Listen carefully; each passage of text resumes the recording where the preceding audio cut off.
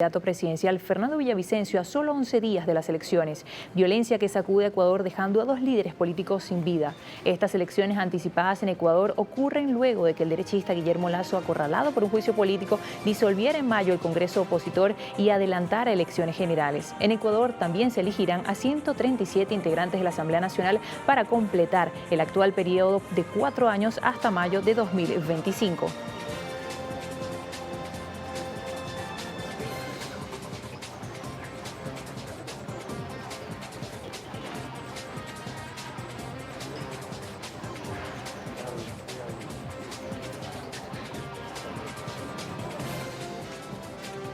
(11:31), Noticias Globovisión Internacional. Les acompaña Trina Acevedo. De inmediato iniciamos un programa especial con respecto a qué se vivirá este domingo de cara a un proceso electoral tanto en Guatemala como en Ecuador, y para eso le vamos a dar la bienvenida de inmediato a este programa especial a Juan Carlos Ron, quien es abogado ecuatoriano, y también a Andrés Silva Ayala, abogado y consultor político. Nos acompañan hoy en estudio para abordar el escenario que se está viviendo en este momento, conmoción tanto en Guatemala como en Ecuador.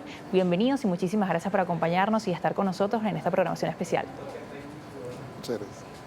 Bueno, vamos a iniciar con todo el proceso que vamos a ver este domingo, sobre todo lo que será este balotaje en Guatemala, en el que se enfrenta Sandra Torres, que es una ex primera dama que busca además volver a intentar llegar a la presidencia, pero esta sorpresa que también ha tenido Arévalo, pero además el contexto que hemos estado viendo a nivel de índices de desconfianza de la población de cara a estas elecciones.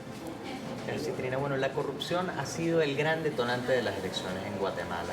Guatemala, que suele ser un país con alta participación electoral, nada más votaron el 66% del padrón electoral, y además de eso 17% de los votos fueron nulos y el 7% del voto fue blanco. Es decir, la abstención o la intención de no elegir a ninguno de los candidatos fue gigantesco.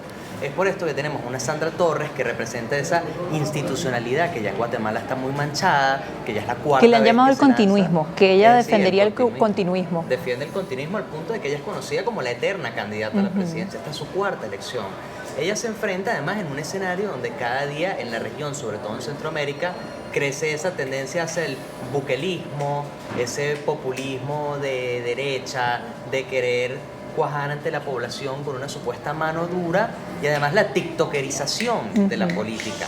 Ella se presenta con unos puntos buleteados prácticamente, sin ningún plan de gobierno establecido, sino más allá, como está diciendo, el continuismo, más o menos el status quo que ya conocen. Para contrarrestarla, sumado a ese gran voto protesta que vimos en Guatemala, tenemos un Bernardo Arévalo que está en contra del tiktokerismo, se dedica a explicar sus puntos, a desenrollar ese plan de gobierno que él viene planteando. Entonces, claro, se suman todos estos factores, y un candidato que no solo no salía en muchas encuestas, sino en las que salía que estaba en el 7º lugar en estas elecciones presidenciales, le abrió una ventana para el poder acercarse a la población, para el poder darse a conocer y para el ser quien dé esa batalla del continuismo contra el cambio que necesita Guatemala. Y ahí vemos entonces también dos sorpresas, ¿no? Tanto Bernardo Arévalo, como lo mencionabas, el voto nulo, que será superior, si no me equivoco, al 17%. Pero también hay una sorpresa en la región, y ha sido en este caso el asesinato de Fernando Villavicencio, este candidato presidencial, también en un contexto muy convulso en la situación que se vive actualmente en Ecuador, sobre todo por la violencia. En este caso hablamos quizás de la desconfianza de las instituciones, pero aquí hay otro tema que quizás podríamos decir que es social, y además de las acciones de la administración actual. Eso es correcto, muchísimas gracias en primer lugar.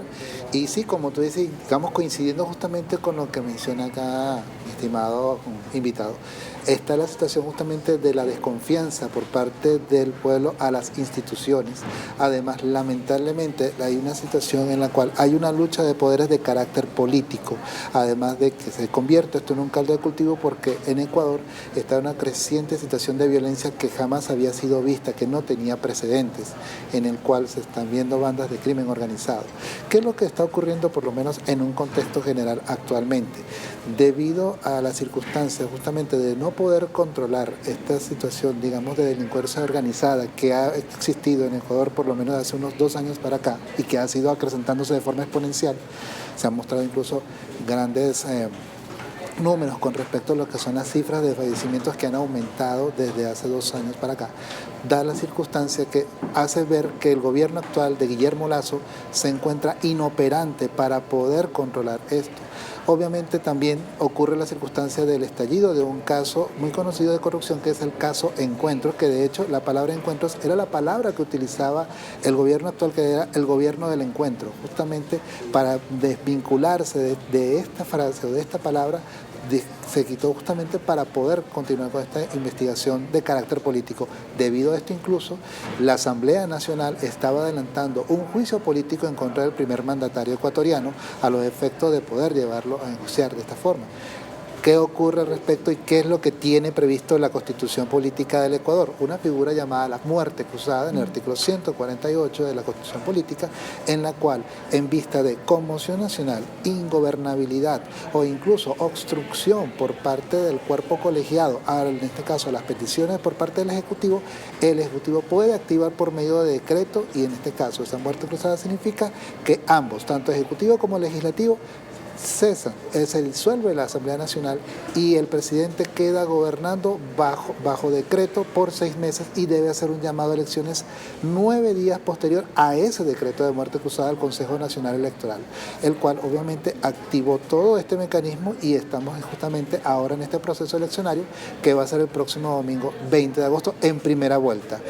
Y por los números que vemos, por lo menos por los candidatos, pareciera que va a haber una segunda vuelta a nivel de lo que se ve, lo que se ofrece y lo que en cierta forma pues se está ocurriendo ahora más con lo que ocurrió la semana pasada con el asesinato de Fernando Villavicencio. ¿Y habrá sido esa una buena decisión, disolver el Congreso, tomar esta decisión de la muerte cruzada cuando hemos vivido en ese momento, recuerdo, las crisis carcelarias, crisis que además se ha extendido a las calles y hemos visto también todos los problemas sociales que hay y cómo se liga esa violencia también al narcotráfico, por ejemplo?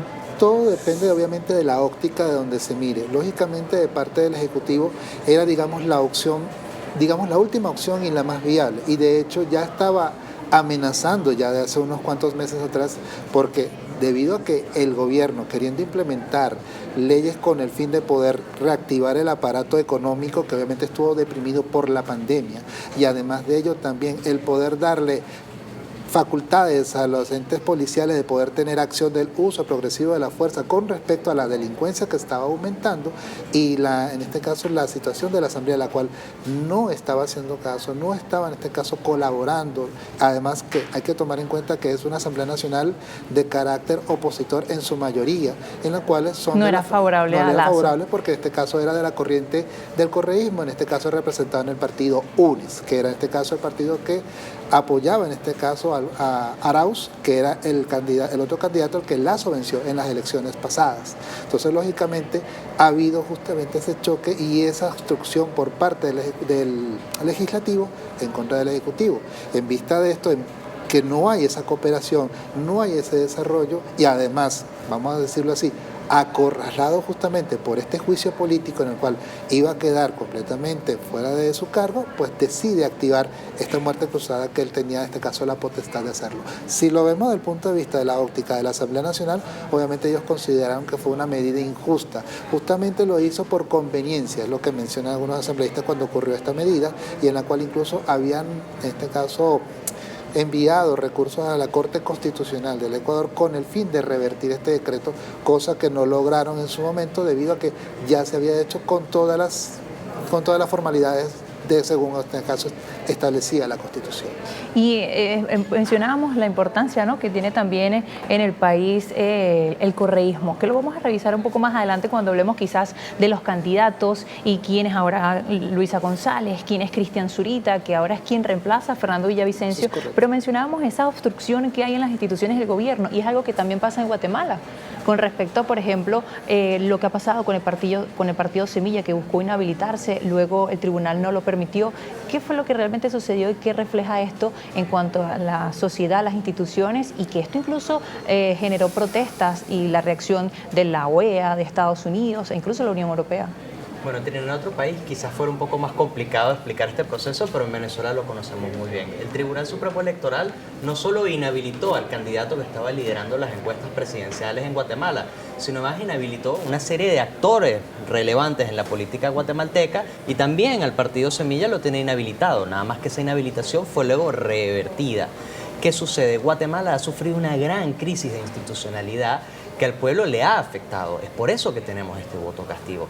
Actualmente, el candidato que vaya a ganar, sea Sandra Torres o sea Bernardo Arévalo, va a tener el gran reto no solo de rescatar la democracia en Guatemala, sino además va a tener el gran reto de rescatar la institucionalidad y el Estado de Derecho, para que se vuelvan a respetar tanto las instituciones como el poder de la ley, que en este caso el Tribunal Supremo Electoral no lo ha hecho en lo más mínimo.